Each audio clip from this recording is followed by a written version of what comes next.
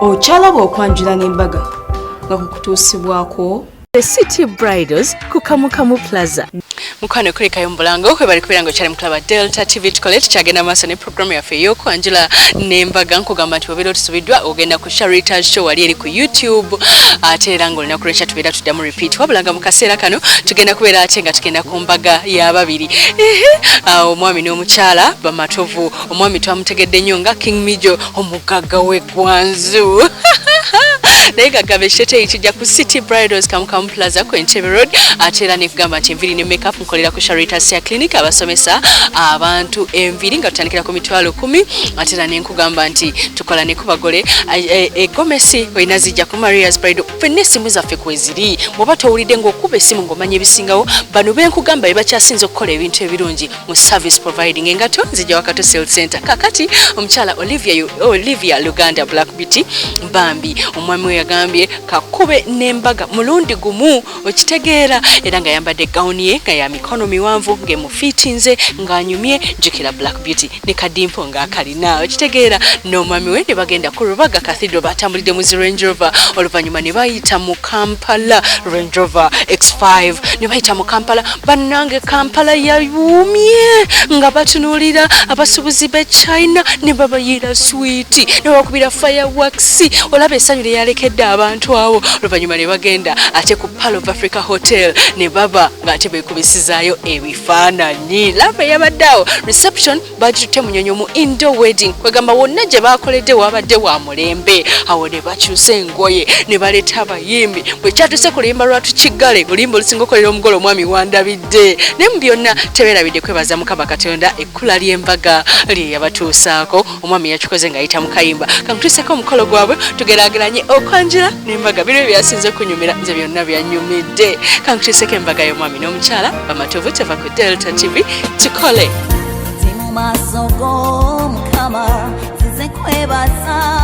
mu Canada ba Delta TV ino isawa yaffe ey'okubiri era nga tutandikidde wano ku Rubaga Cathedral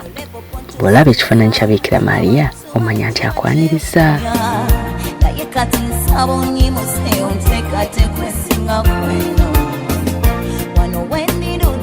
Rubaga Cathedral kanisa y'ekirooto eri buli mugole omukatoliki okubeera nga agattibwayo mu ekereziya eno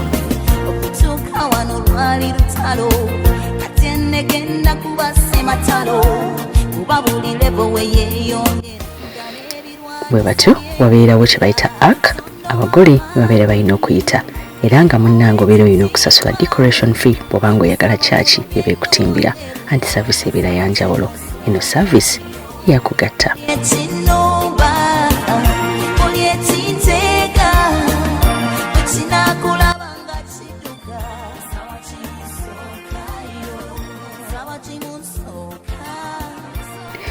eyabadde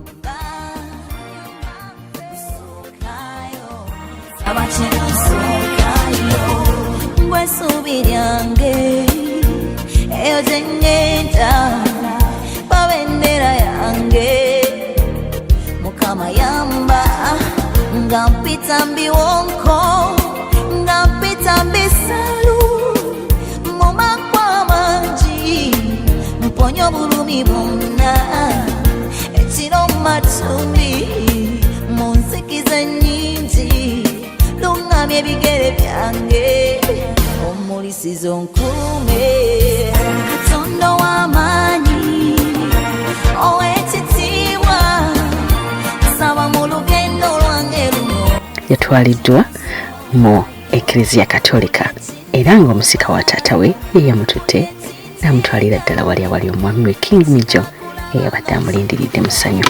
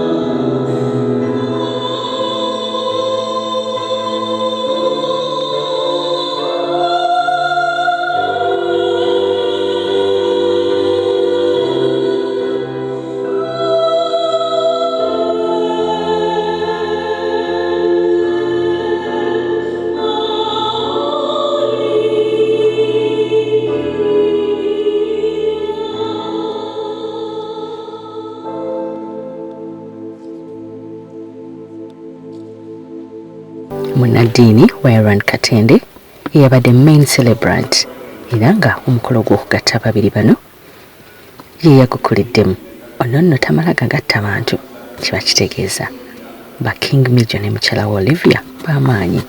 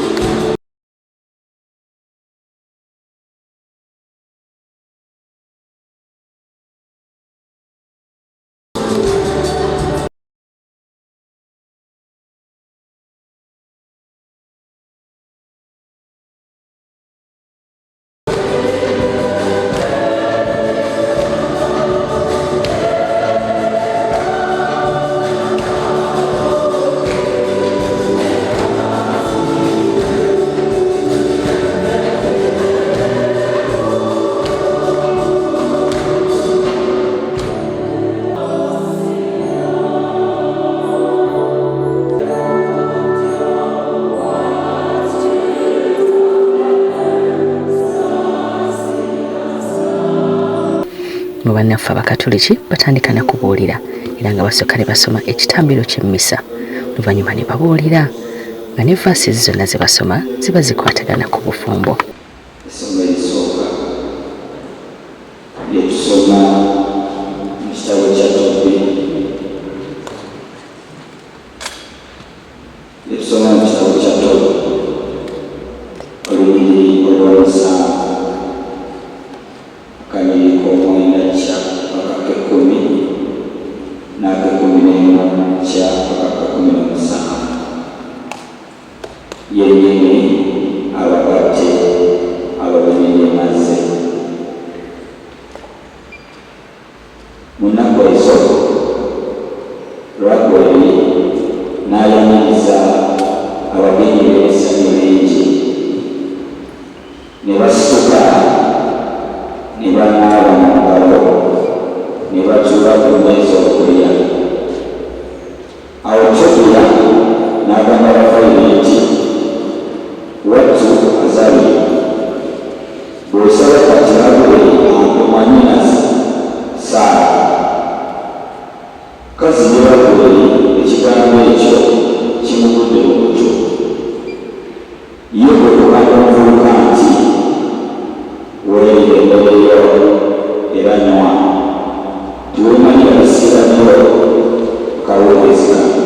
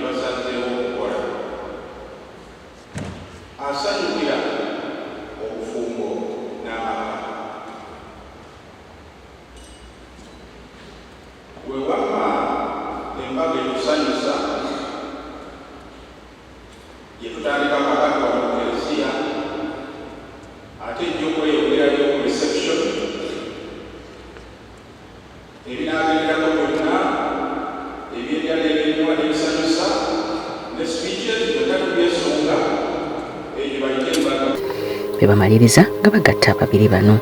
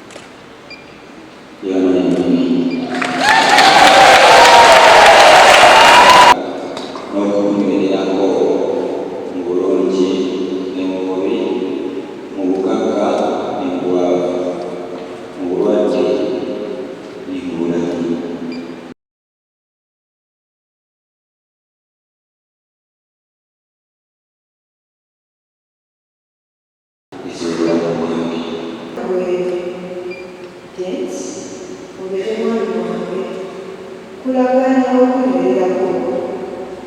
n'okwagala mu bulungi enguge mu bukakkane bwabwe mu bulwadde era kulaganya okusanga ekitiibwa ennaku zange zonna z'obulamu bwange.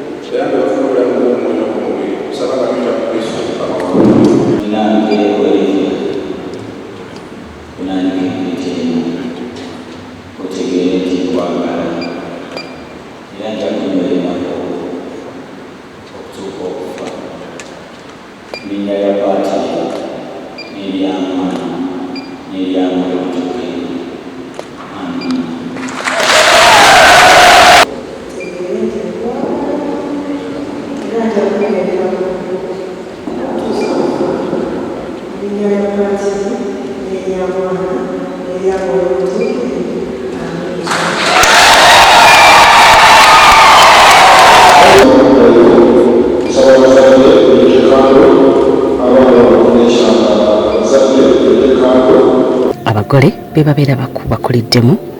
emmisa eno era kyova olaba be bakwatidde ddala akabbo.